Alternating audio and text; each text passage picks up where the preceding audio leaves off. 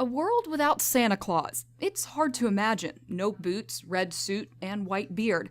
But what many don't realize is what we're talking about is a world without artist Haddon Sundblom. I think now when people envision Santa Claus, they envision the Coca-Cola Santa Claus. Many of them don't even know the origin. The fact that Haddon Sundblom painted this perfect vision of Santa Claus and kept his vision of Santa Claus consistent for over 30 years. It all began with this 1931 painting. It's Sundblom's first Santa, the one he created for Coca-Cola's Thirst Knows No Season campaign.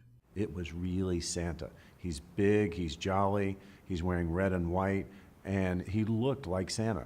A visible departure from the first Santa Coke experimented with in 1923. That Santa was a mean-looking Santa. And then again with artist Fred Misen in 1930. The ad was so popular that we used Haddon Sundblom to paint his vision of Santa Claus every year from 1931 until 1964.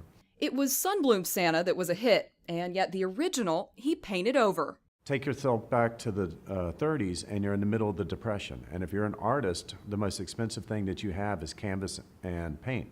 So Sundblom took that same 31 Santa and he just modified it a little bit. He put a hat on him, he changed the arm angle slightly and put a whip in his hand for the reindeer. So you can see the first and the third Santa Claus painting all in the same painting. Throughout the years, Sundblom's neighbor served as his model Santa, but when he passed away, the painter became the model.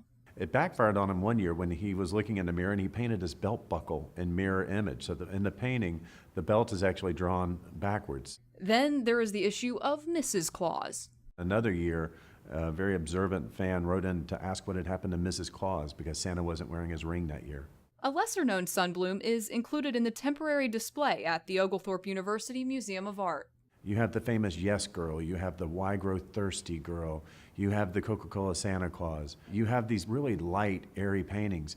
But this other piece of art, the Huskies, it's a little darker, but it tells a beautiful story and it's beautifully painted.